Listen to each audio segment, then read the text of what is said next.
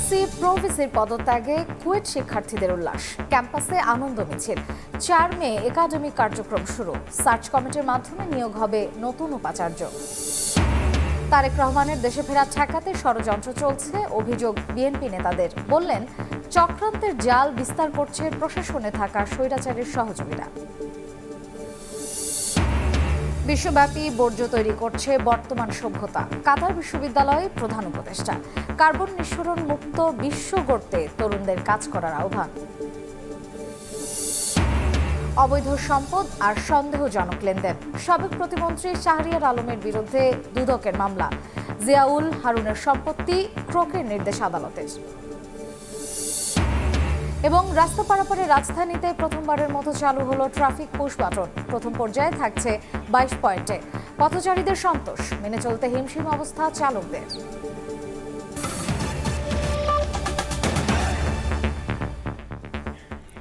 সময় সংবাদের সঙ্গে আছি আমি মার্জিয়া শ্রেয়া।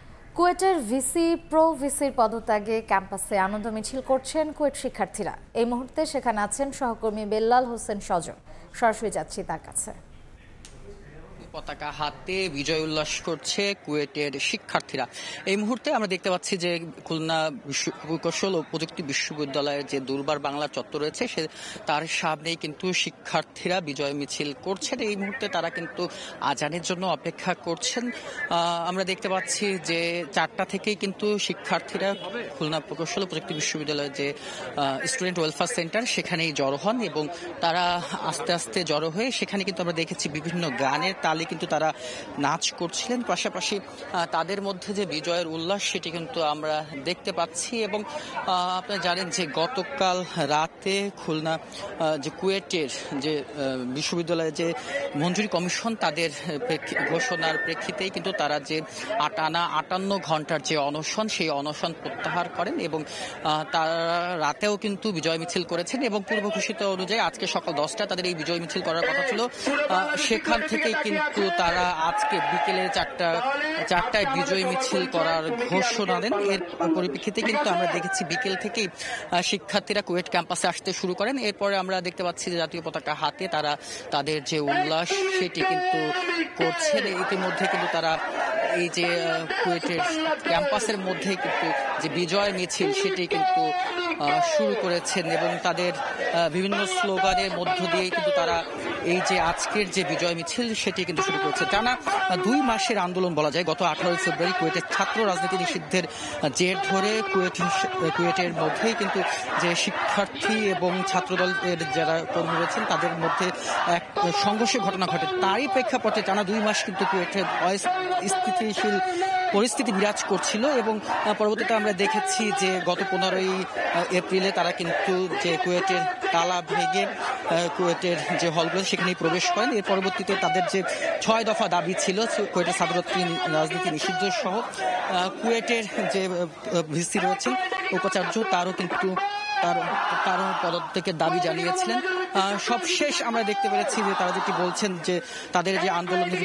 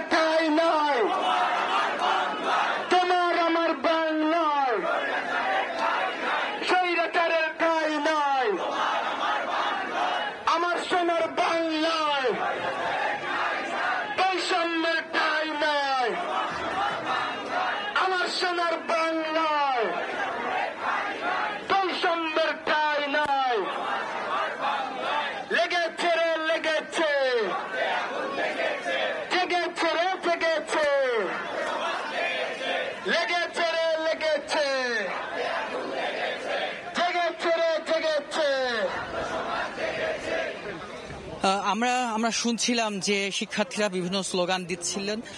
তারা কিন্তু কুয়েটের যে স্টুডেন্ট ওয়েলফেয়ার সেন্টার রয়েছে সেখান থেকে কিন্তু তারা এই যে বিজয় মিছিল সেটি কিন্তু শুরু করেন। এরপর থেকে আমরা দেখছি যে তারা কিন্তু বিভিন্ন স্লোগান দিয়ে যাচ্ছেন এবং তাদের যে বিজয় মিছিল সেটি কিন্তু বিভিন্ন হলের সামনে থেকে কিন্তু ক্যাম্পাসের বিভিন্ন সড়ক প্রদক্ষিণ করছে।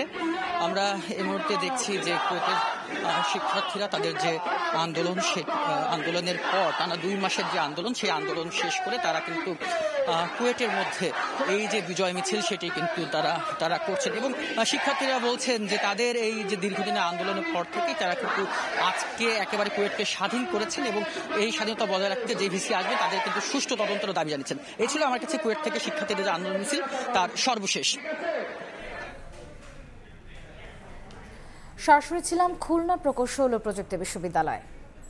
বিএনপির ভারপ্রাপ্ত চেয়ারম্যান তারেক রহমানের দেশে ফেরা ঠেকাতে ষড়যন্ত্র চলছে বলে অভিযোগ করেছেন দলটির চেয়ারপারসনের উপদেষ্টা জয়নুল আবেদিন ফারুক। এদিকে দলের সিনিয়র যুগ্ম মহাসচিব রুহুল কবির রিজভী বলেছেন, প্রশাসনে থাকা ফ্যাসিস্টের সহযোগীরা ষড়যন্ত্রের জাল বিস্তার করছে। বৃহস্পতিবার দুপুরে রাজধানীর নয়াপল্টনে বিএনপির কেন্দ্রীয় কার্যালয়ে জরুরি সংবাদ সম্মেলন করেন দলের সিনিয়র যুগ্ম মহাসচিব রুহুল কবির রিজভী। বলেন, প্রশাসনের রন্ধে রন্ধে থাকা ফ্যাসিস্টদের সহযোগীরা ষড়যন্ত্রের জাল বিস্তার করে বিএনপির অঙ্গ সংগঠন সহ শিল্পী রাজনীতিবিদদের বাড়িঘরে অগ্নিসংযোগ করছে। তিনি অভিযোগ করে বলেন, যারা ঘোলা পানিতে মাছ শিকার করতে চায় তাদের ইন্ধনেই ফ্যাসিস্টদের অনুচররা দেশে বিশৃঙ্খলা সৃষ্টির সাহস দেখাচ্ছে। আদালতকে ভেঙচি কাটছে, পুলিশকে থোড়াই কেয়ার করছে। হাসিনার দোসররা আসামি হয়েও আদালতে যে অধ্যত্বপূর্ণ আচরণ করছে তা মূলত অন্তর্বর্তী সরকারকে অকার্যকর প্রমাণের এক গভীর চক্রান্ত। প্রশাসনের রন্ধ্রে রন্ধ্রে থাকা পতিত ফ্যাসিস্টদের সহযোগীরা ষড়যন্ত্রের জাল বিস্তার করছে, আঘাত করছে বিএনপি ও অঙ্গ সংগঠনের নেতাকর্মীদের। ঘর বাড়িতে অগ্নিসংযোগ করা হচ্ছে। প্রশাসনের সর্বস্তরে এখনও দুর্নীতিবাজ ও ফ্যাসিবাদের দোসররা বিদ্যমান আছে। সরকারের 2-1জনকে মোটা অঙ্কের টাকার বিনিময়ে ম্যানেজ করে নাকি স্বপদে বহাল রয়েছেন, এ ধরনের সংবাদ গণমাধ্যমে প্রায় প্রকাশিত হচ্ছে। একই দিন জাতীয় প্রেস ক্লাবে আলোচনা সভায় বিএনপি চেয়ারপারসনের উপদেষ্টা জয়নুল আবেদিন ফারুক বলেন, তারেক রহমান যাতে দেশে ফিরে আসতে না পারে সেজন্য ষড়যন্ত্র চলছে। এত অত্যাচারের পরে আমি জিজ্ঞাসা করলাম, কি রে, নেতায় নির্দেশ দিয়েছে সরকার পরিবর্তন হবে, আইনের আওতা আনা হবে, বিচার হবে, কারণ গলায় চুরি দেওয়া আমাদের দায়িত্ব না। দেখুন, সারা বাংলাদেশে বিএনপির হাতে কোনো আওয়ামী লীগের কর্মী মারা গেছে এখনো নাই। তাই তারেক রহমানের যে এখন নেতৃত্ব, এই নেতৃত্বকে এই দেশে নানার একটা চক্রান্ত চলছে। দ্রুত জাতীয় নির্বাচনের রোডম্যাপ দিতে সরকারের প্রতি আবারও আহ্বান জানান বিএনপি নেতারা। শাতিলা শারমিন, সময় সংবাদ, ঢাকা। 53 বছরে গণতন্ত্রের ঘাটতির কারণে স্বৈরতন্ত্র ও ফ্যাসিবাদী শাসন প্রতিষ্ঠিত হয়েছে বলে মন্তব্য করেছেন জাতীয় ঐকমত্য কমিশনের সহ সভাপতি অধ্যাপক ডক্টর আলী রিয়াজ। সকালে আমজনতার দলের সঙ্গে বৈঠকের সূচনা বক্তব্যে এসব কথা বলেন তিনি। আর দলীয় প্রধান, প্রধানমন্ত্রী ও সংসদ নেতা একই ব্যক্তিকে না রাখার প্রস্তাব করেছেন আমজনতার দলের সদস্য সচিব তারেক রহমান। সকালে আমজনতার দলের সঙ্গে বৈঠকের সূচনা বক্তব্যে আলী রিয়াজ বলেন, জাতীয় ঐকমত্য কমিশনের লক্ষ্য হলো সবার সঙ্গে আলোচনা করে একটি জাতীয় সনদ তৈরি করা, যা সবার কাছে গ্রহণযোগ্য হবে, যার মধ্য দিয়ে আগামী বাংলাদেশের পথরেখা নির্মাণ করা হবে। বৈঠকে আমজনতা দলের সভাপতি মিয়া মশিউজ্জামানের নেতৃত্বে 10 সদস্যের প্রতিনিধি দল অংশ নেয়। বাংলাদেশকে প্রদেশে ভাগ করলে পার্বত্য চট্টগ্রাম সহ দেশের বিভিন্ন অঞ্চলের নিরাপত্তা হুমকির মুখে পড়তে পারে, তাই প্রদেশে ভাগ না করার সুপারিশ আমজনতার দলের। প্রদেশ বা রাজ্যে ভাগ করা হলে আমাদের হিল ট্রাক্স যেটা আছে ওইটা একটা সংকটে পড়বে, আমাদের সার্বভৌমত্বের ক্রাইসিস সৃষ্টি হবে এবং এটা নিয়ে দীর্ঘদিন ষড়যন্ত্র হচ্ছে। আমরা তাদেরকে সতর্ক করেছি যে আপনারা এই কাজটি করবেন না। রাজনৈতিক দল হিসেবে আপনারা অন্যান্য রাজনৈতিক দল, নাগরিক সমাজ, ছাত্র জনতার যে আকাঙ্ক্ষা, সেই আকাঙ্ক্ষা হচ্ছে একটি গণতান্ত্রিক রাষ্ট্র প্রতিষ্ঠা করা, যাতে করে আমাদেরকে পুনর্বার এরকম অভিজ্ঞতার মধ্যে দিয়ে যেতে না হয়, পুনর্বার যেন আমাদের প্রাণ দিতে না হয়, পুনর্বার যেন গুম, খুন, বিচার বহির্ভূত হত্যার মোকাবেলা করতে না হয়। সকলের সঙ্গে আলোচনা করে এমন একটি একটি জাতীয় সনদ তৈরি করা যা সকলের কাছে গ্রহণযোগ্য হবে, যার ভিত্তিতে ভবিষ্যতের বাংলাদেশের পথরেখা নির্মাণ করা যাবে। সংস্কার প্রস্তাবনার দিকে তাকিয়ে না থেকে নিজেদের ক্ষমতা অনুযায়ী ভোটের প্রস্তুতি নিচ্ছে নির্বাচন কমিশন। সকালে ঢাকায় নিযুক্ত অস্ট্রেলিয়ার হাই কমিশনার সুলতান রাইলের সঙ্গে বৈঠক শেষে প্রধান নির্বাচন কমিশনার AMM নাসির উদ্দিন একথা জানান। ঘণ্টাব্যাপী বৈঠক শেষে সিসি জানান, ভোটের প্রস্তুতি নিয়ে জানতে চেয়েছেন অস্ট্রেলিয়ান হাই কমিশনার। তালিকা প্রস্তুত, নির্বাচনের সরঞ্জাম কেনাকাটা সহ সার্বিক বিষয় তুলে ধরা হয়েছে। সাংবাদিকদের প্রশ্নের জবাবে কমিশনার বলেন, রাজনৈতিক সমঝোতার বিষয়ে উদ্যোগ নেবে ঐকমত্য কমিশন, সে বিষয়ে কথা বলতে চায় না ইসি। এদিকে সুষ্ঠু ও নিরপেক্ষ নির্বাচনের লক্ষ্যে অস্ট্রেলিয়া পাশে থাকবে বলে ইসিকে আশ্বস্ত করেন অস্ট্রেলিয়ার high commissioner. Bangladesh is going through as it moves towards open, free and fair elections. Australia stands by Bangladesh and we continue to work with you as best we can to support your effort. আমরা যেগুলো আশু আছে, যেগুলো emergency আমরা করে ফেলতে পারবো, সেগুলো ইলেকশনের আগে যেগুলো করা সম্ভব, যেগুলো প্রয়োজন, সেগুলো আমরা করব। ঐকমত্য কমিশন থেকে তো ওনারাই দিবেন যে কখন কিভাবে কি করবেন, এটা আমাদের হাতে নাই। যেগুলো আমাদের ক্ষমতার মধ্যে আছে, আমাদের ইলেকশনের আগে যেগুলো আমরা প্রয়োজনীয় মনে করছি বা করা সম্ভব মনে করছি, we are working on that. বর্তমান সভ্যতাকে আত্মবিনাশী আখ্যা দিয়ে কার্বন নিঃসরণ মুক্ত বিশ্ব গড়তে তরুণদের কাজ করার আহ্বান জানিয়েছেন প্রধান উপদেষ্টা ডক্টর মোহাম্মদ ইউনূস। কাতার বিশ্ববিদ্যালয়ের শিক্ষার্থীদের উদ্দেশ্যে দেয়া এক বক্তব্যে তিনি কথা বলেন। বৃহস্পতিবার আর্থনা সম্মেলনের ফাঁকে কাতার বিশ্ববিদ্যালয়ে এক আলোচনায় অংশ নেন প্রধান উপদেষ্টা। ৩-০ পৃথিবী শীর্ষক সেমিনারে একক বক্তা ছিলেন ডক্টর মোহাম্মদ ইউনূস। আলোচনায় অংশ নেন কাতার বিশ্ববিদ্যালয়ের বিভিন্ন বিভাগের কয়েকশো শিক্ষার্থী। অধ্যাপক ইউনূস শিক্ষার্থীদের নতুন পৃথিবী বিনির্মাণের স্বপ্ন দেখান, বলেন চাকরি নয়, হতে হবে উদ্যোক্তা। এ সময় তিনি সামাজিক ব্যবসার গুরুত্ব তুলে ধরে বলেন, এটা সত্যিকারের উন্নয়নে কার্যকর।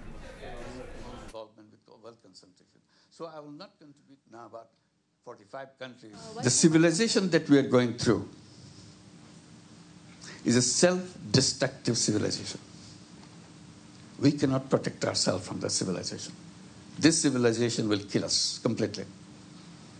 We know that, but we ignore it. Okay, today is fine. They are talking about something which probably will never happen. Just ignore, make us comfortable. They say the environment is going into the direction that will destroy this whole planet. And in the process we'll be destroyed. Because we created a civilization based on waste creation, if I can make it a simple statement. Every day we are creating waste. And every behavior that we promote is a waste creating behavior. সময় সংবাদে আরো থাকছে।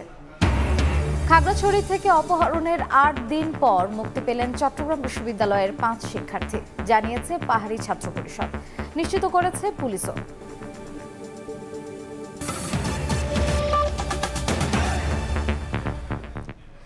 চট্টগ্রাম ঢাকার পর এবার বরিশালে মামলার মাধ্যমে সিটি মেয়র হওয়ার চেষ্টায় দ্বিতীয় সর্বোচ্চ ভোট পাওয়া প্রার্থী।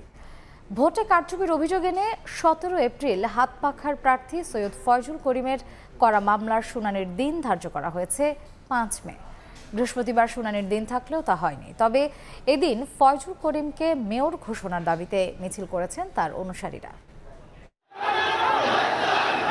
২০২৩ সালের সিটি নির্বাচনে হাতপাখার প্রার্থী সৈয়দ মোহাম্মদ ফয়জুল করিমকে মেয়র ঘোষণার দাবিতে বৃহস্পতিবার সকালে বরিশালের সদর রোডে জড়ো হন ইসলামী আন্দোলন বাংলাদেশের নেতাকর্মীরা। ১১টার দিকে মিছিল নিয়ে তারা জেলা দায়রা ও জজ আদালতের সামনে ফজলুল হক এভিনিউ সড়কে অবস্থান নেন। এদিন ফজলুল করিমের করা এক মামলার শুনানি হওয়ার কথা ছিল আদালতে, তবে দুপুর ১২টার দিকে বাদীর আইনজীবী জানান আগামী ৫ই মে শুনানির নতুন দিন ধার্য করা হয়েছে। মুফতি সৈয়দ মোহাম্মদ ফয়জুল করিমের পক্ষে এই মামলাটি আমরা ফাইল করি। এই মামলায় আজকে আদেশের জন্য ছিল, আমরা ১৭/৪/২০২৫ তারিখ ফাইল করি। আজকে আদেশের জন্য ছিল, আমরা শুনানি করছি। উনি বললেন যে আদেশটা আমি ৫/৫/২০২৫ তারিখে দিতে চাচ্ছি। আমরা বললাম যে ঠিক আছে, আদালত যে সিদ্ধান্ত নেবেন আমরা সেটা একমত। গত 17 এপ্রিল 2023 সালের সিটি নির্বাচনে কারচুপির অভিযোগ ও ফল ঘোষণা বাতিল চেয়ে মামলা করেন ইসলামী আন্দোলন বাংলাদেশের প্রার্থী ফয়জুল করিম। চরমনাইপন্থী নেতাকর্মীরা বলছেন, নির্বাচনে কারচুপি করে নৌকার প্রার্থীকে জয়ী করা হয়েছিল, তাই ফল ঘোষণা বাতিল করে দ্বিতীয় অবস্থানে থাকা ফয়জুল করিমকে মেয়র ঘোষণা করতে হবে। আমাদের শাইখে চরমনাইকে আইনি প্রক্রিয়া সম্পন্ন করে তাকে মেয়র ঘোষণা করা। জনগণ স্বতঃস্ফূর্তভাবে তাকে ভোট দিয়েছে, কিন্তু আওয়ামী খুনি হাসিনা তার ফুলতভাইকে বিজয় করার জন্য পুলিশ প্রশাসন সহ ছাত্রলীগ যুবলীগকে ব্যবহার করে আর বিজয়কে ছিনিয়ে নিয়েছে। আমাদের এই সঠিক রায় যদি না হয় তা আমরা এই দেশ ইনশাল্লাহ গণঅবস্থান পালন করব। 2023 সালের 12 জুন বরিশাল সিটি কর্পোরেশন নির্বাচনে নৌকার প্রার্থী খোকন সেরনিয়াবাদ 85,752 ভোট পেয়েছিলেন। দ্বিতীয় অবস্থানে থাকা হাতপাখার প্রার্থী সৈয়দ মোহাম্মদ ফয়জুল করিম পান 34,345 ভোট। এদিকে ভোটের ফল ঘোষণা বাতিলের দাবিতে বুধবার মামলা করেছেন প্রতিদ্বন্দ্বিতা করা আরেক প্রার্থী ইকবাল হোসেন তাপস। অপূর্ব অপু, সময় সংবাদ, বরিশাল। ঢাকা দক্ষিণ সিটি কর্পোরেশনের মেয়র হিসেবে নির্বাচনী ট্রাইব্যুনালের রায় পাওয়ার পর গেজেটের ব্যাপারে জানতে সিসি AMM নাসিরউদ্দিনের সঙ্গে সাক্ষাৎ করেছেন ইশরাক হোসেন। দুপুরে রাজধানীর আগারগাঁওয়ে নির্বাচন ভবনে তিনি প্রধান নির্বাচন কমিশনারের সঙ্গে সাক্ষাৎ করেন। পরে ব্রিফিংয়ে ইশরাক হোসেন জানান, গত 15 এপ্রিল রায়ের কপি পেয়েছে নির্বাচন কমিশন। কপি পাওয়ার পর 10 কার্যদিবসের মধ্যে গেজেট প্রকাশের বাধ্যবাধকতা রয়েছে। সেই হিসাবে আগামী মঙ্গলবারের সময় শেষ হবে। ইশরাক আরও জানান, গেজেট প্রকাশের পর তিনি আইনজীবী প্যানেল নিয়ে বিস্তারিত জানাবেন। এ সময় তিনি অভিযোগ করেন, গত 5 আগস্টের আগে দেশে আইনের শাসন ছিল না এবং আইন মেনেই তিনি নির্ধারিত সময়ের মধ্যে এই মামলার আবেদন করেছিলেন। তারপরে গতকালকে নিউজ আপনারা জাহির করা নির্বাচনী ফাইলটা আসছে, এখানে এরপরে একটা গ্যাজেট হবে, সেটার একটা টাইম ফ্রেম আছে। তারপরে গতকালকে নিউজ আপনারা জানেন যে একটা মতামতের জন্য আইন মন্ত্রণালয়ে পাঠানো হয়েছে। তো সেটারই একটা ফলো আপ আমাদের ইন্টারনাল ডিসকাশন বলেন, বা আমি যেহেতু এখানে মূল ছিলাম, বাদী ছিলাম, আমার তো একটা এই যে কী হচ্ছে সেটা আপডেট নেওয়ার একটা বিষয় থাকে। সরকারের বিভিন্ন সংস্থার পক্ষ থেকে চলছে উচ্ছেদ অভিযান। রাজধানীর বিভিন্ন স্থানে নিয়ম নীতির তোয়াক্কা না করে রাস্তার জায়গা দখল করে অনেকে গড়ে তুলছেন স্থাপনা। এসব স্থাপনা উচ্ছেদে রাজধানীতে চলছে রাজুক ও নগর কর্তৃপক্ষের অভিযান। এদিকে নারায়ণগঞ্জের রূপগঞ্জে অপসারণ করা হয়েছে। অভিযানে জরিমানা করা হয়েছে প্রায় 3 লাখ টাকা। যেখানে আবাসিক ভবন নির্মাণের কাজ চলছে তার সামনে গড়ে তোলা হয়েছে বাণিজ্যিক স্থাপনা, তাও আবার রাস্তার জায়গা দখল করে। দুই পাশের দুটি বাণিজ্যিক প্রতিষ্ঠান এক্সাভেটর দিয়ে গুড়িয়ে দেয় রাজুক। রাস্তা দখল করতে বাড়ানো হয়েছে ছাদের অংশ, আবার কেউ কংক্রিট বাড়িয়ে দিয়ে জায়গা বাড়ানোর চেষ্টা করেছেন। অনেকে রাস্তার ওপরেই তুলেছেন টিনের বেড়া। বৃহস্পতিবার দুপুরে রাজধানী উন্নয়ন কর্তৃপক্ষ রাজুক অভিযান পরিচালনা করে রাজধানীর খিলক্ষেত নামাপাড়া এলাকায়। এ সময় বেশ কয়েকটি নির্মাণাধীন ভবনে অনিয়ম পাওয়া যায়। 15 ফিট রাস্তা থেকে ওনারা দখল করে নিয়ে ব্যত্যয় ঘটে বিল্ডিং করেছেন, সেটি আমরা ধ্বংস করে দিলাম। অবৈধ বাণিজ্যিক ব্যবহার আমরা বন্ধ করব, যতবার প্রয়োজন হয় ততবার ব্যবস্থা নিব। এ ব্যাপারে আমাদের জিরো টলারেন্স। সড়কে চলাচলের রাস্তা দখল করে অবৈধভাবে বানানো হয়েছে প্রবেশদ্বার। মিরপুরের রূপনগর আবাসিক এলাকার বিভিন্ন রাস্তায় অবৈধভাবে নির্মিত গেটগুলোতে বৃহস্পতিবার উচ্ছেদ অভিযান পরিচালনা করেছে ঢাকা উত্তর সিটি কর্পোরেশন। সাধারণ জনগণ যদি নির্বিঘ্নে চলাচল করতে পারে এবং রাতের বেলাও ইমার্জেন্সি কেউ যদি বের হতে চায়, তার জন্য যদি কোনো অসুবিধা না হয়, নির্বিঘ্নে চলাচল করার জন্য আমাদের এই উচ্ছেদ অভিযান। এদিকে ইমারত নির্মাণ আইন লঙ্ঘন ও নকশা বহির্ভূতভাবে ভবন নির্মাণ বন্ধে নারায়ণগঞ্জে চতুর্থ দিনের মতো অভিযান পরিচালনা করেছে রাজুক। রূপগঞ্জের আমলাব মদিনানগর এলাকায় নির্মাণাধীন 4টি ভবনের বিরুদ্ধে ব্যবস্থা নেন নির্বাহী ম্যাজিস্ট্রেট। ভেঙে ফেলা হয় অবৈধ অংশ। অবৈধ অংশ ভেঙে ফেলার পাশাপাশি প্রতিটি ভবনের বিদ্যুৎ সংযোগ বিচ্ছিন্ন করা হয়। জব্দ করা হয়েছে মিটার। তোহা খান তামিম, সময় সংবাদ, ঢাকা। সাবেক পররাষ্ট্র প্রতিমন্ত্রী শাহরিয়ার আলমের বিরুদ্ধে 261 কোটি টাকার মানি লন্ডারিংয়ের প্রমাণ পাওয়ার কথা জানিয়েছে দুদক। একই সঙ্গে ভোলার সাবেক এমপি আব্দুল্লাহ আল জ্যাকবের বিরুদ্ধেও 85 কোটি টাকার সন্দেহজনক লেনদেনের অভিযোগে মামলা করেছে সংস্থাটি। দুই উপদেষ্টার সাবেক দুই ব্যক্তিগত কর্মকর্তার দুর্নীতি নিয়ে গণমাধ্যমে আসা প্রতিবেদনের তথ্য খতিয়ে দেখা হবে বলেও জানিয়েছেন দুদক মহাপরিচালক। ঢাকা দক্ষিণ সিটি কর্পোরেশনের ২ নম্বর অঞ্চলের ৪ নম্বর ওয়ার্ড সচিব কুতুবুদ্দিন সোহেলকে ঘুষ গ্রহণকালে হাতে নাতে গ্রেফতার করে দুদক। রাজধানীর বাসাবো এলাকার একটি ভবনের ছাড়পত্র প্রদানে ঘুষ গ্রহণ করছিলেন তিনি। মামলা হয়েছে রাজশাহী এলাকার সাবেক এমপি ও পররাষ্ট্র প্রতিমন্ত্রী শাহরিয়ার আলমের বিরুদ্ধে। তার বিরুদ্ধে ২৭ কোটি টাকার অবৈধ সম্পদ ও ২৬১ কোটি টাকার সন্দেহজনক লেনদেনের অভিযোগ আনা হয়েছে। ২৬০ কোটি ৯৪ লক্ষ টাকারও বেশি মূল্যের অস্বাভাবিক লেনদেন পূর্বক উক্ত টাকা জ্ঞাতসারে হস্তান্তর, স্থানান্তর এবং রূপান্তর করার অপরাধ অনুসন্ধানকালে প্রমাণিত হয়েছে। ভোলা ৪ আসনের প্রভাবশালী সাবেক এমপি আব্দুল্লাহ আল জাকবের বিরুদ্ধে প্রায় ১৪ কোটি টাকার অবৈধ সম্পদ অর্জন ও ৮৫ কোটি টাকার বেশি সন্দেহজনক লেনদেনের অভিযোগে মামলা করেছে সংস্থাটি। ৮৫ কোটি ৬৯ লক্ষ টাকারও বেশি অর্থ স্থানান্তর, রূপান্তর এবং হস্তান্তর করার অপরাধ অনুসন্ধানকালে প্রমাণিত হয়েছে।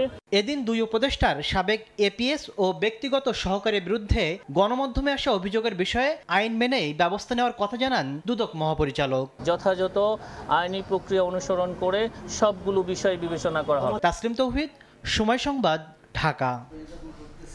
ডিবির সাবেক প্রধান হারুনুর রশিদের স্থাবর সম্পত্তি ক্রোপ ও অস্থাবর সম্পত্তি ফ্রিজের আদেশ দিয়েছেন আদালত। দেশে বিদেশে হারুন ও তার স্ত্রীর নামে জ্ঞাত আয় বহির্ভূত কয়েকশো কোটি টাকার সম্পদ থাকার অভিযোগ তুলে তা ক্রোপ ও ফ্রিজের আবেদন করে দুদক। এর পরিপ্রেক্ষিতে বৃহস্পতিবার এমন আদেশ দিলেন সিনিয়র বিশেষ জজ আদালত। পাশাপাশি সাবেক সংসদ সদস্য শেখ সালাহউদ্দিন, শেখ সোহেল, শেখ জালালউদ্দিন ও শেখ তন্ময়ের বিদেশ গমনে নিষেধাজ্ঞা দেওয়া হয়েছে। এদিকে সাবেক সেনা কর্মকর্তা জিয়াউল আহসানের স্থাবর সম্পত্তি ক্রোপ ও অস্থাবর সম্পত্তি ফ্রিজের আদেশও দিয়েছেন আদালত। জেমকন গ্রুপের পরিচালক কাজী আনিস আহমেদের অস্থাবর সম্পত্তিও ক্রোকের আদেশ দেওয়া হয়েছে।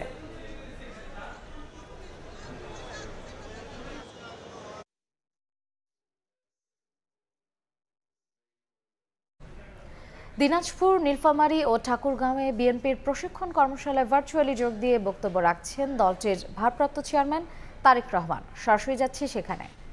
আমাকে পাঠাবো ছবি ভিডিওগুলো। এখন সহকর্মীবৃন্দ, আপনারা এই যে এসছেন, সারাদিন এখানে পরিশ্রম করেছেন, এই যে সকালবেলায় হয়তো ভোর ৬টার সময় উঠে ফজরের নামাজ পড়ে আপনারা রওনা দিয়েছেন, আসতে সময় লেগেছে, আসতে শারীরিক কষ্ট হয়েছে। আপনি বাসের ভাড়া দিয়েছেন, নাহলে সিএনজির ভাড়া দিয়েছেন, নাহলে রিক্সা ভাড়া দিয়েছেন, নিজের কষ্টর্জিত অর্থ ব্যয় করেই অনুষ্ঠানে এসেছেন, শুনেছেন। আমার কেন জানি মনে হয় এই জন্য বললাম যে অনেকের কাছ থেকে আমি শুনেছি, আমাদের নেতাকর্মী যারা এর আগের অনুষ্ঠানগুলো হয়েছে, অনুষ্ঠানে আসার সময় আত্মীয় স্বজন, বন্ধু বান্ধব অনেকেই, বা যখন রাস্তায় পথে দেখা হয় পরিচিত জনের সাথে, কই যাচ্ছেন ভাই, ওই যে আমাদের দলের ৩১ দফার অনুষ্ঠান আছে, বলে যদি পারেন এই কথাটা জিজ্ঞেস করেন। এইভাবে অনেককে বলে। আমার ধারণা আপনাদেরও নিশ্চয়ই এরকম ঘটনা নিশ্চয়ই ঘটেছে। কেউ না কেউ আপনাদেরকে বলেছে, ভাই সুযোগ পেলে এই কথাটা জিজ্ঞেস করবেন তো। বলেছে না নিশ্চয়ই? ওই যে ইউনুস মাথা নাড়ছে, পঞ্চগড় থেকে ইউনুস মাথা নাড়ছে, হাততালি দিচ্ছে, মানে তার এরকম ঘটনা ঘটেছে। আচ্ছা, তো এখন সহকর্মীবৃন্দ, এই যে আপনাদেরকে মানুষ জিজ্ঞাসা করে, কেন মানুষ এই কথাটা জিজ্ঞেস করে? আমি মনে করি এই জন্য মানুষ জিজ্ঞেস করে, সে আপনাকে জানে, সে আপনাকে চেনে যে আপনি একজন বিএনপির নেতা, এবং আপনার মাধ্যমে সে তার কথাটা জানতে চাইছে, সে তার বার্তাটা পৌঁছে দিচ্ছে। এই জন্য চাইছে কারণ সে দৃঢ়ভাবে বিশ্বাস করে যদি এই দেশের জন্য ভালো কিছু করা সম্ভব হয়, যদি করতে পারে, সেটা বিএনপি পারবে, আপনার দল পারবে। এই জন্যই কিন্তু মানুষ বলে। আপনি আজকে মিছিল বের করেন, আপনার পিছনে শত হাজারো মানুষ। আপনি জনসভা করেন, আপনার জনসভায় শত হাজারো মানুষ। কেন? কারণ এই মানুষগুলো জানে যে বিএনপি নামক দলটি পারলে, ভালো কিছু পারলে এরাই করবে। সহকর্মীবৃন্দ, মানুষের এই আস্থা, মানুষের এই বিশ্বাস অর্জন করতে কিন্তু অনেক সময় লেগেছে। আমাদেরকে বহু ঘাত প্রতিঘাতের ভেতর দিয়ে যেতে হয়েছে মানুষের এই আস্থা বিশ্বাস অর্জন করার জন্য। আমাদের বহু নেতাকর্মী অত্যাচার, নির্যাতন, জুলুমের শিকার হয়েছেন। আমাদের বহু নেতাকর্মী শহীদ হয়েছে, আমাদের বহু নেতাকর্মী পঙ্গু হয়েছে, অন্ধ হয়েছে, কিন্তু তার বিনিময়ে আজ আমরা এই মানুষের আস্থা বিশ্বাস অর্জন করেছি যে পারলে বিএনপি করবে। বিএনপি মিছিল করলে শত হাজারো মানুষ আসে, বিএনপি জনসভা করলে হাজারো লক্ষ মানুষ সেই জনসভায় আসে। কেন? বিএনপির প্রশিক্ষণ কর্মশালায় ভার্চুয়ালি যোগ দিয়ে বক্তব্য রাখছিলেন দলটির ভারপ্রাপ্ত চেয়ারম্যান তারেক রহমান। এতক্ষণ আমরা সরাসরি সেখানে ছিলাম। ছাত্রদল কর্মী পারভেজ হত্যা মামলার প্রধান আসামির স্বীকারোক্তির বরাত দিয়ে র্যাব জানিয়েছে, হত্যার উদ্দেশ্যে নয়, বন্ধুর ডাকে সাড়া দিয়ে মারামারির এক পর্যায়ে ছুরিকাঘাতে নিহত হন পারভেজ। বিকেলে উত্তরায় র্যাব 1 কার্যালয়ে সংবাদ সম্মেলনে র্যাব 1-এর অধিনায়ক লেফটেন্যান্ট কর্নেল জাহিদুল করিম জানান, প্রাথমিকভাবে হত্যার ঘটনায় জড়িত থাকার বিষয়টি স্বীকার করেছেন মেহরাজ ইসলাম। তবে পারভেজ হত্যার মূল কারণ জানা যাবে বাকি আসামিদের গ্রেফতারের পর।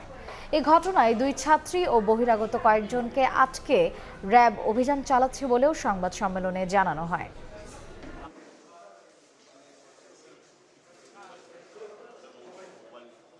প্রাথমিক জিজ্ঞাসাবাদে এই ঘটনার সাথে তার সম্পৃক্ততা স্বীকার করেছে।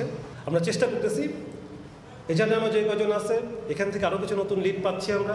একই সাথে যে দুজনের কথা জিজ্ঞেস করলেন 2 ছাত্রী, তাদের ব্যাপারেও আমাদের তথ্য রয়েছে।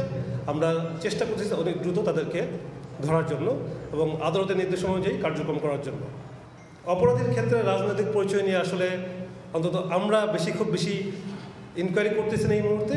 আমরা চাচ্ছি যে অপরাধের আসল রহস্যটা কি, কেন? কারণ খাগড়াছড়ি থেকে অপহরণের 8 দিন পর চট্টগ্রাম বিশ্ববিদ্যালয়ের 5 শিক্ষার্থীকে ছেড়ে দেওয়া হয়েছে। বিকেলে এক বিজ্ঞপ্তিতে এ তথ্য নিশ্চিত করে পাহাড়ি ছাত্র পরিষদ চট্টগ্রাম বিশ্ববিদ্যালয় শাখা। এতে বলা হয়, গত 16 এপ্রিল খাগড়াছড়ির সদরের গিরিফুল এলাকা থেকে চট্টগ্রাম বিশ্ববিদ্যালয়ের 5 শিক্ষার্থীকে জোরপূর্বক তুলে নেওয়া হয়। এ নিয়ে গণমাধ্যমে সংবাদ প্রচার হলে কয়েক দফায় আলাদাভাবে অপহৃত 5 শিক্ষার্থীকে ছেড়ে দেয় দুর্বৃত্তরা। বিষয়টি নিশ্চিত করে জেলা পুলিশ সুপার বলেছেন, মুক্তি পাওয়া শিক্ষার্থীরা বর্তমানে যার যার বাড়িতে অবস্থান করছেন। রাস্তা পারাপারে প্রথমবারের মতো রাজধানীতে চালু হলো ট্রাফিক পুশ বাটন পদ্ধতি। প্রাথমিকভাবে 22টি পয়েন্টে চালু হলেও পর্যায়ক্রমে পুরো ঢাকাকে এ ব্যবস্থার আওতায় আনার পরিকল্পনা রয়েছে বলে জানায় ট্রাফিক বিভাগ। এর মাধ্যমে সড়কে শৃঙ্খলা ফেরার পাশাপাশি যানজট ও দুর্ঘটনা কমবে বলে আশা সংশ্লিষ্টদের। রাস্তা পার হতে চাপতে হবে ট্রাফিক সিগন্যালের পুশ বাটন। এরপর 100 সেকেন্ড অপেক্ষা। সবুজ বাতি জ্বলে উঠলেই রাস্তা পার হবেন পথচারীরা।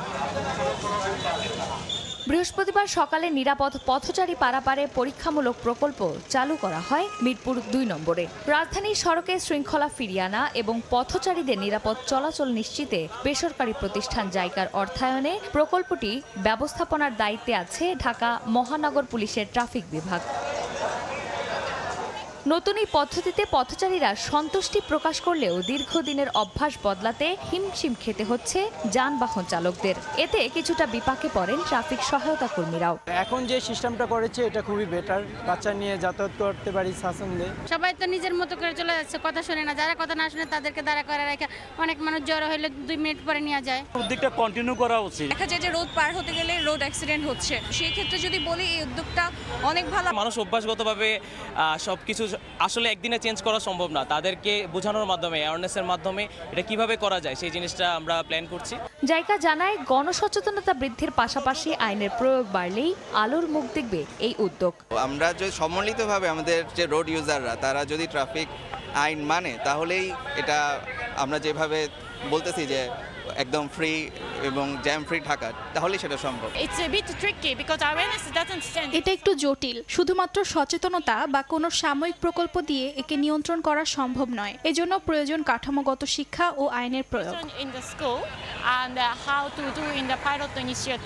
এদিকে ভবিষ্যতে রাজধানী জুড়ে এই স্বয়ংক্রিয় সিগন্যাল ব্যবস্থা চালুর পরিকল্পনা রয়েছে বলে জানায় ট্রাফিক বিভাগ। পথচারী প্লাস যারা গাড়ি চালক উভয়ের প্রতি আহ্বান, তারা যেন এই সিগন্যাল বাতি মেনে চলে, মেনে চললে আমরা মনে করি যে আমাদের প্রকল্প সাকসেসফুল হবে। ইতিমধ্যেই রাজধানীর মোট 22টি পয়েন্টে স্বয়ংক্রিয় সিগন্যাল বাতি চালুর প্রকল্প নিয়ে কাজ চলছে। এর মধ্য দিয়ে সড়কে শৃঙ্খলা ফেরার পাশাপাশি যানজট ও দুর্ঘটনা কমবে বলে আশা ডিএমপির ট্রাফিক বিভাগের। চন্দ্রিমা চৌধুরী, সময় সংবাদ, ঢাকা। অবশেষে আনুষ্ঠানিকভাবে সি ট্রাক চলাচল শুরু হলো কক্সবাজার মহেশখালী নৌ রুটে। সকালে এর উদ্বোধন করেন নৌ পরিবহন উপদেষ্টা। এতে উচ্ছ্বসিত দ্বীপের বাসিন্দারা। গত শুক্রবার পরীক্ষামূলকভাবে সি ট্রাক চালু করা হয় কক্সবাজার মহেশখালী নৌ রুটে।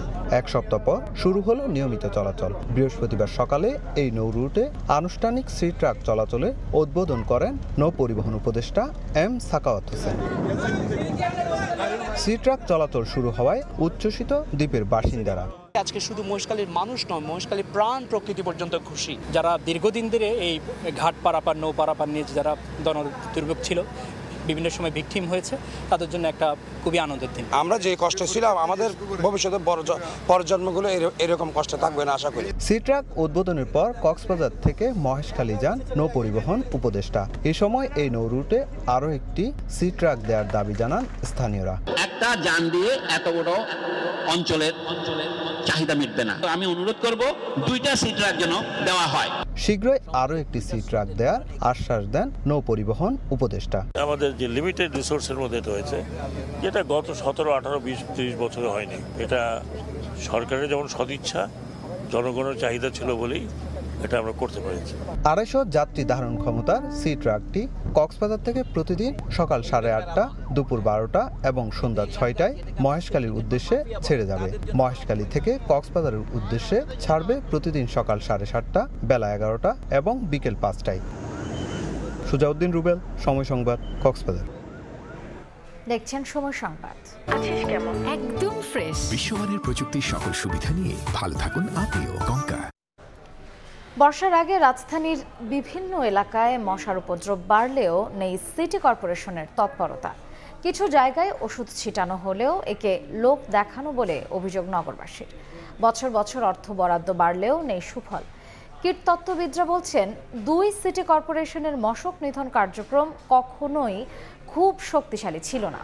এদিকে মৌসুম শুরুর আগেই ডেঙ্গু আক্রান্ত হয়ে হাসপাতালে যাচ্ছেন প্রতিদিন গড়ে প্রায় 50 জন। সুমন আহমেদের তোলা ছবিতে আল আমিন তুষারের রিপোর্ট।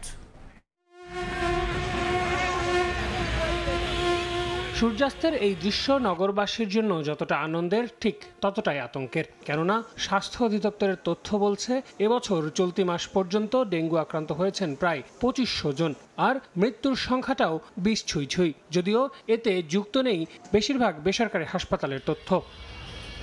রাতের আধার তো আছেই, দিনেও সমানভাবে অত্যাচার চালায় এই কীট। এর জন্য ড্রেন আর খাল দখলমুক্ত করে পরিষ্কার না করাকে দুষছেন নগরবাসী। সঙ্গে আছে নির্মাণাধীন ভবন আর 2 বাড়ির মাঝে জমে থাকা পানি। এত মশা, রুমে সন্ধ্যার পর থাকা অলিগলিতে কোন মশার কারণ থাকা যায় না। সন্ধ্যার সময় এইটির মধ্যে বহাই যায় না মশার কারণে। পড়াশোনা করতে বসলে তখন মশায় কামড়ায়, পড়ার জায়গায় মশা মারতে হয়। বিশ্ব স্বাস্থ্য সংস্থার তথ্য বলছে গেল 2 দশক ধরে বাংলাদেশে ধারাবাহিকভাবে বেড়েছে ডেঙ্গুতে আক্রান্ত রোগীর সংখ্যা। 2022 থেকে 2024 সালে এই ডেঙ্গু রোগে আক্রান্ত রোগীর মৃত্যুর হারটাও বাংলাদেশে ছিল সবচেয়ে বেশি। যখন সংক্রমণের হার বেড়ে যায় তখন নড়ে চড়ে বসে কর্তৃপক্ষ, হয় জেল জরিমানা। তবে সংক্রমণের গতির সঙ্গে কমে আসে তৎপরতা, আর যার প্রমাণ এই পরিবেশ। বরাবরের মতো চলতি অর্থ বছরেও মশা নিয়ন্ত্রণে ঢাকা দক্ষিণ সিটির বাজেট প্রায় 44 কোটি টাকা, আর উত্তর সিটির বরাদ্দ 110 কোটি টাকা। নিয়ম করে মশক নিধনে ঔষধও ছিটানো হয় ফগিংও। কিন্তু নগরবাসীর অভিযোগ কাজে আসে না এসবের কিছুই। জনগণ এখন আর থাকতে পারে না মশার কামড়ে। সব খালি ময়লা, তো ময়লা তো মশার বিস্তার তো হবেই। ঠিক মতো ওষুধ দিত তাহলে মশা একটু কমতো। তবে 2 সিটি কর্পোরেশনের দাবি, মশার বাড়তি উপদ্রবে হিমশিম খেতে হচ্ছে তাদেরও। তাই এডিস ও কিউলেক্স নিয়ন্ত্রণে বছরব্যাপী কর্মসূচি হাতে নিয়েছেন তারা। আপনি জনগণ যদি সচেতন হই তাহলে ডেঙ্গু নির্মূল করা সম্ভব। একই এলাকায় একই সাথে একটা চিরুনি অভিযান হবে, যেখানে সব কার্যক্রম সমন্বিতভাবে হবে। প্রায় 1000-এর উপরে ট্র্যাপ আমরা এই মুহূর্তে বানানোর জন্য সিদ্ধান্ত নিয়েছি। যে বেশি মশা যেখানে আছে, যেখানে আসলে আমরা ওষুধ দিয়ে কুল পাচ্ছি না, এখানে আমরা এটা আপাতত প্রাথমিকভাবে দিব। বর্ষা আসার আগে এডিস মশার প্রজননস্থল ধ্বংস করতে না পারলে বিপর্যয়ের মুখোমুখি হতে হবে বলে মনে করেন এই বিশেষজ্ঞ। ফগিং এর মতো কার্যক্রমকে কেবলই লোক দেখানো বলেও মন্তব্য করেন তিনি। মশা যেখানে জন্মায় সেই ব্রিডিং প্লেস ম্যানেজমেন্ট করতে হবে। Fogging health Hazard, environmental Hazard, কিন্তু মশা কোনো রকম ইফেক্টিভলি সে মশা কিল করতে পারে না। সো এই টাকাটা আমরা বাতাসে উড়িয়ে দেওয়া ছাড়া আমি আর এটাকে কোনো কিছু মনে করি না। স্থানীয় সরকার মন্ত্রণালয়ে হাজারো রকমের ট্রেনিং প্রোগ্রাম আছে, কেন ভেক্টর কন্ট্রোলের একটা ট্রেনিং প্রোগ্রাম হবে না? মশক নিধনে গবেষণা নির্ভর দীর্ঘমেয়াদী সমাধানের দিকে যাওয়ার বিকল্প দেখছেন না জাহাঙ্গীরনগর বিশ্ববিদ্যালয়ের প্রাণীবিদ্যা বিভাগের এই অধ্যাপক। আল আমিন তুষার, সময় সংবাদ, ঢাকা। রানা প্লাজা দুর্ঘটনায় দোষীদের অবিলম্বে শাস্তি নিশ্চিত করার দাবি জানিয়েছে জাতীয় নাগরিক পার্টি এনসিপি। সেই সঙ্গে 24 এপ্রিলকে জাতীয় শ্রমিক দিবস ও এই দিন সাধারণ ছুটি ঘোষণার পরামর্শ তাদের। নিহত শ্রমিকদের স্মরণে স্মৃতিফলকে ফুল দেওয়া শেষে শ্রম ও কর্মসংস্থান মন্ত্রণালয়ের সচিব জানান, আহতদের চিকিৎসার পাশাপাশি এমন ট্র্যাজেডি যাতে আর না হয় সে ব্যাপারে কাজ করছে সরকার। 2013 সালের 24 এপ্রিল সাভার বাজারে ধসে পড়ে 8 তলা রানা প্লাজা। প্রাণ হারান 1100-রও বেশি শ্রমিক, আহত ও পঙ্গু হন প্রায় 2000। বিশ্বের ইতিহাসে অন্যতম এই শিল্প দুর্ঘটনার এক যুগ পরেও নিজের হারানো সন্তানের খোঁজে এসেছেন শামসুন নাহার। বলছেন এই স্থান বারবার তাকে হাতছানি দিয়ে ডাকে।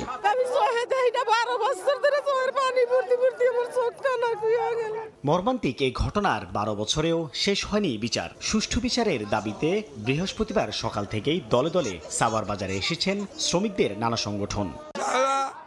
নিহত পরিবার আমরা তাদের পুনর্বাসন চাই। রানার যেন দৃষ্টান্ত শাস্তি হয়, শাস্তি না হওয়ার কারণেই বিভিন্ন জায়গায় এই মালিকরা শ্রমিকদের পরিকল্পিতভাবে তাদেরকে হত্যা করা হচ্ছে।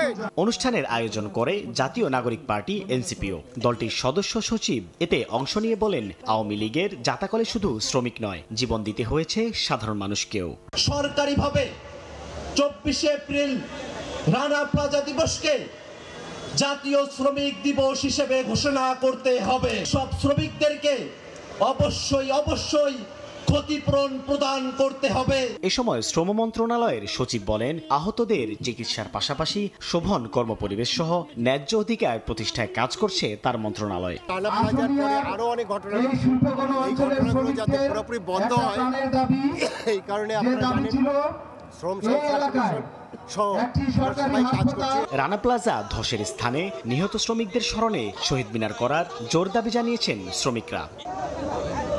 সাইফুল ইসলাম, সময় সংবাদ, ঢাকা। রানা প্লাজা ট্র্যাজেডির 12 বছরেও শুকায়নি আহতদের ক্ষত, থামেনি নিহতের স্বজনদের হাহাকার। তবে নিরাপদ কর্মপরিবেশ নিশ্চিতে পুরোপুরি বদলে গেছে দেশের পোশাক শিল্পের চিত্র। বিশ্বের সবচেয়ে বেশি সংখ্যক সবুজ কারখানা এখন বাংলাদেশে। তবে যে রানা প্লাজার ধাক্কায় এই অর্জন, সেই দুর্ঘটনায় আহতদের পুনর্বাসনে সরকারকে এগিয়ে আসার দাবি খাত সংশ্লিষ্টদের। এমএস আরফিনের রিপোর্ট। আমার বাচ্চাটা আমার বোনের কাছে রেখে দিছি, আমার বাচ্চাটা ওইখানে তাকে লেখাপড়া করে, আর আমি মানুষের পচা বাসি খাবার আমি এই খাই আমার জীবন চালাই। শিলা সম্মানের সঙ্গে বেঁচে থাকতে সাভারের রানা প্লাজা 6 তলায় একটি পোশাক কারখানায় কাজ করতেন। সেই রানা প্লাজাতেই 2012 সালের 24 এপ্রিল ভাঙে তার মেরুদণ্ড, সেই সঙ্গে ভাঙে মাথা উঁচু করে বেঁচে থাকার স্বপ্ন। রানা প্লাজা দুর্ঘটনায় বেঁচে ফিরেছেন নীলুফা বেগমও। তবে এখনো সেদিনের দুঃসহ স্মৃতি বয়ে বেড়াতে হচ্ছে জীবন যুদ্ধে হার না মানা এই নারীকে। পঙ্গু জীবন নিয়ে কই যাব বলেন, আমাদের একবার মনে করে জানেন আমি বিষ খায় মরে যাই, সত্যি দেন আমার পর আমার জীবন তো সবই হারাইছি। এক যুগ আগে দেশের ইতিহাসে সবচেয়ে বড় শিল্প দুর্ঘটনা রানা প্লাজা ধস। এতে নিহত হন 1100 জন, আহত হন 2500। সেদিন বেঁচে ফেরা সবারই রয়েছে চরম বাস্তবতার মুখোমুখি হওয়ার কষ্টের গল্প। 700 বছর জমি বিক্রি করছি 3.5 লাখ টাকা, এখন সেই জমি 8.5 লাখ টাকা, 3.5 লাখ টাকা বিক্রি করে আমি মানুষের ঋণ শোধাইছি। এখন সন্তান আদি নিয়ে চাকরি খুঁজি বেড়ে কেউ চাকরি দেয় না। সেই দুর্ঘটনার দিন মাস বছর গড়িয়ে যুগ পার হলেও আহতদের শ্রমিকদের স্থায়ী পুনর্বাসনে সরকারি বেসরকারি কোনো উদ্যোগ এখনও বাস্তবায়ন না করায় ক্ষোভ শ্রমিক নেতাদের। আইএলও কনভেনশন অনুযায়ী যতদিন তিনি বেঁচে থাকলে কাজ করতেন সেই পরিমাণ টাকা তাকে ক্ষতিপূরণ হিসাবে দেওয়া। বড় আকারের যে ঘটনাগুলো রানা প্লাজা বা তাজরিমের মতো সেটার সংখ্যা কমেছে, কিন্তু যারা দোষী তাদের শাস্তি কিন্তু এখনো হয়নি, যার ফলে আমরা হাশেম প্লাজার মতো ঘটনাও কিন্তু ঘটতে দেখছি। তবে রানা প্লাজার সেই ধ্বংসস্তূপেই লেখা হয়েছে নিরাপদ কর্মপরিবেশ নিশ্চিতে বাংলাদেশের বিজয়ের গল্প। দেশে বর্তমানে সবুজ পোশাক ও বস্ত্র কারখানা 240টি, আর বিশ্বসেরা 100টির মধ্যে 66টি রয়েছে বাংলাদেশে। তবে সেই ঘটনায় স্থগিত করা মার্কিন জিএসপি এখনো বহাল করেনি ওয়াশিংটন। তবুও পোশাক রপ্তানিতে চীনের পরই অবস্থান ধরে রেখেছে বাংলাদেশ। দোষ করলো পোশাক শিল্প, আর ওই জিএসপি বন্ধ করে দিল অন্য শিল্পের। তো ওইটা একটা ছুতা, একটা অজুহাত যে ওয়ার্ল্ডে মানে বেস্ট গার্মেন্টস ইন্ডাস্ট্রি বাংলাদেশের। শুধু পোশাক শিল্প নয়, সব খাতে কর্মজীবীদের কর্মপরিবেশ সবসময়ই যেন নিরাপদ হয়, সেই তাগিদ শ্রম সংস্কার কমিশন প্রধানের। একটা শিল্পের উন্নতি দিয়ে তো বাংলাদেশের শ্রমজীবী মানুষের নিরাপদ কাজ, তার মর্যাদা, তার গুরুত্ব বিবেচনা করা যাবে না। এটাকে আমরা অন্য জায়গায় নিতে পারিনি, যার জন্য দেখবেন যে রানা প্লাজার পরে এই 12 বছরে যতগুলো বড় দুর্ঘটনা হয়েছে, এটি রানা প্লাজার আগের 12 বছরের চেয়ে বেশি। শ্রম সংস্কার কমিশনের তথ্য, দেশে 8 কোটি শ্রমজীবী মানুষের মধ্যে 7 কোটিরই নেই আইনি কোনো সুরক্ষা।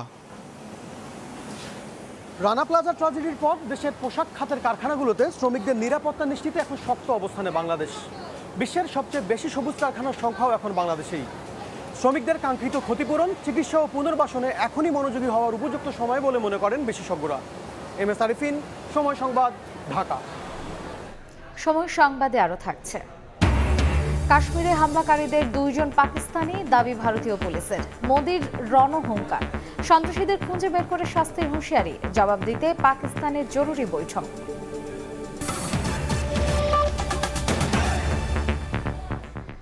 ভারতের ট্রান্সশিপমেন্ট বন্ধে বাংলাদেশের রফতানিতে প্রভাব পড়েনি, এমন মন্তব্য করে বাণিজ্য উপদেষ্টা শেখ বশিরউদ্দিন জানিয়েছেন, সক্ষমতা বাড়ায় পণ্য রফতানি খরচ আগের চেয়েও কমে আসবে। অর্থনীতিতে পণ্য বৈচিত্র্যের গুরুত্ব তুলে ধরে তিনি বলেন, ব্যবসা সহজ করতে সব ধরনের উদ্যোগ নিচ্ছে সরকার। রফতানি খাত নিয়ে সকালে রাজধানীতে 2 দিন ব্যাপী একটি প্রদর্শনীর উদ্বোধনীতে এসব কথা বলেন উপদেষ্টা। বাংলাদেশের মোট রফতানি আয়ের 80% তৈরি পোশাক শিল্পের উপর নির্ভরশীল। এতে ঝুঁকি থাকায় রফতানি পণ্য বৈচিত্র্যকরণের পরামর্শ দিয়ে আসছিল শিল্প সংশ্লিষ্টরা। এর অংশ হিসাবে বৃহস্পতিবার রাজধানীর ICCB-তে আয়োজন করা হয় মিড বাংলাদেশ এক্সপোজিশন, যেখানে চামড়া, প্লাস্টিক, লাইট ইঞ্জিনিয়ারিং এর মতো সম্ভাবনাময় খাতের শতাধিক প্রতিষ্ঠান অংশ নিয়েছে। সিঙ্গাপুর, মালয়েশিয়া সহ 9টিরও বেশি দেশের এজেন্ট, ক্রেতা ও বিনিয়োগকারীদের সঙ্গে সংযোগ স্থাপনের সুযোগ পাচ্ছেন বাংলাদেশি ব্যবসায়ীরা। আমরা যারা লেদার এক্সপোর্ট নিয়ে কাজ করি বা লেদার নিয়ে কাজ করি, আমাদের প্রচারটা এখনও RMGর মতো সেই লেভেলের নাই। Huge turn out, huge response already আসা শুরু করছে। So we are very hopeful যে গোয়িং ফরওয়ার্ড আমরা আরও কীভাবে এটা ইউটিলাইজ করতে পারি। এটা আমাদের জন্য একটা big opportunity to do the networking with all other stakeholders, তারপর আমাদের মতো ম্যানুফ্যাকচারার যারা আছে। মেলার উদ্বোধন করতে এসে বাণিজ্য উপদেষ্টা জানান, ব্যবসার পরিবেশ উন্নয়নে কাজ করছে সরকার। পরে সাংবাদিকদের সঙ্গে ভারতের ট্রান্সশিপমেন্ট বাতিল ইস্যুতে বলেন, যেসব সমস্যা ধারণা করা হয়েছিল তা কাটিয়ে উঠে গেছে। ট্রান্সশিপমেন্টের প্রতিবন্ধকতা আসার পরে আমাদের যে সমস্যা হয়েছিল বলে আমরা ধারণা করেছিলাম, আল্লাহর রহমতে আলহামদুলিল্লাহ আমরা এই সমস্যা উতরে গিয়েছি।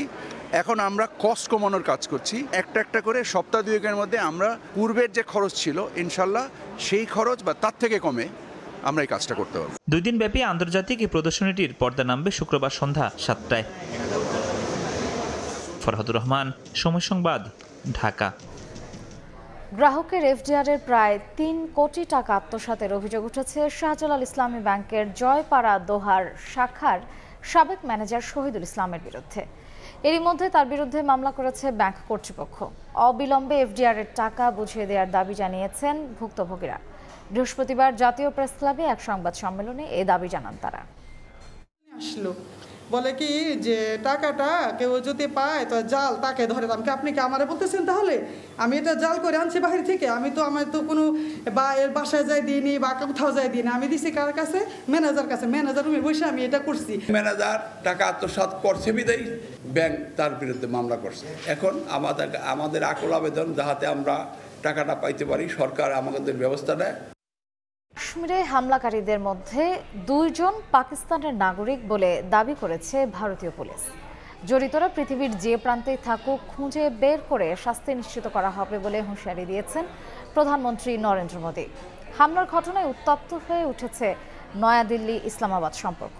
পাকিস্তানের রাষ্ট্রদূতকে ডেকে তীব্র প্রতিবাদ জানিয়েছে ভারতের পররাষ্ট্র মন্ত্রণালয়। ভারতের পদক্ষেপের জবাব দিতে জরুরি বৈঠকে বসেছে পাকিস্তানের জাতীয় নিরাপত্তা কমিটি।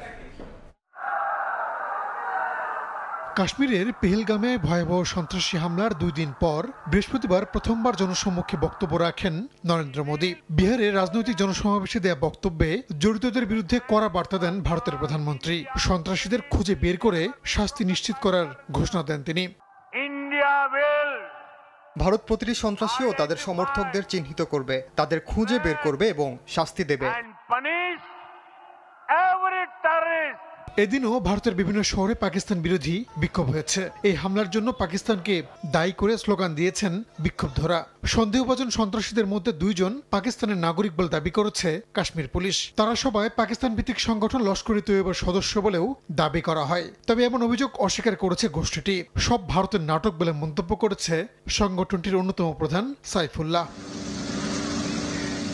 সন্ত্রাসী হামলায় 26 জন নিহতের জেরে টানা দ্বিতীয় দিনের মতো জম্মু কাশ্মীরে অবরোধ কর্মসূচি পালন করছেন স্থানীয়রা। নিরাপত্তা চাদরে ঢেকে ফেলা হয়েছে পেহেলগাম।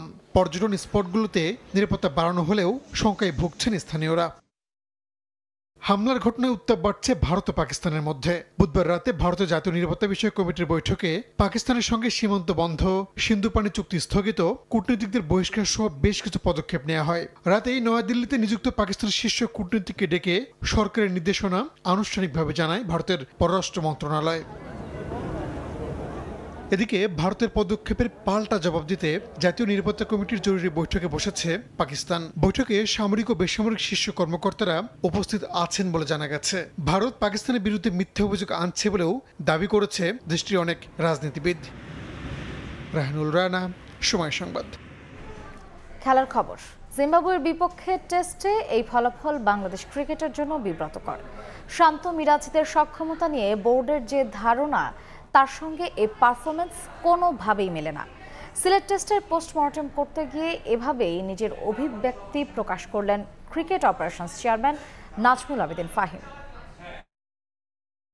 আমরা আমাদের দলকে যে যা এখন দেখি বা দেখতে চাই বা আমাদের দলের সক্ষমতা নিয়ে আমাদের যে ধারণা সেটার সাথে এই রেজাল্টটা একেবারেই মেলে নাই। কন্ডিশন হয়তো আমাদের জন্য একেবারে সুখকর ছিল না, কিন্তু আমাদের দলের যে অভিজ্ঞতা, আমাদের দলের যে কোয়ালিটির খেলোয়াড় আছে তাদের কাছ থেকে আরও বেশি রেজিস্ট্যান্স আমি আশা করেছিলাম। সিদ্ধান্তটা তো মোহামেডান নেয়নি, সিদ্ধান্তটা আমরা নিয়েছি, দায়টা আমাদেরই। কিন্তু এটা স্বাভাবিক। হ্যাঁ, কেউ হয়তো একটু আমাদেরকে অনুরোধ করতে পারে, ভাই এই নিয়মটা বদলান, আমাদের এই অসুবিধা হবে, তারা বলতেই পারে এবং তারা চাপও সৃষ্টি করতে পারে। আমাদের কাজ হচ্ছে সেই চাপটা অ্যাবজর্ব করা। এ পর্যায়ে শিশু সংবাদগুলো জানিয়ে দিচ্ছে আরেকবার।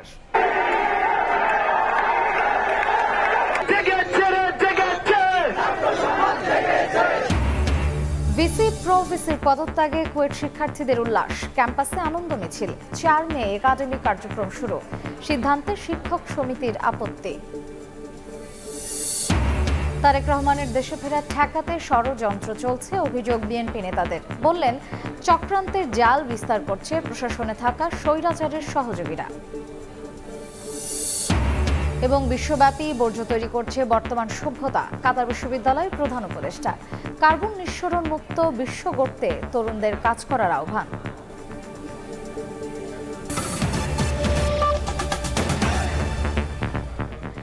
এই ছিল সময় সংবাদের সঙ্গে থাকুন সময়।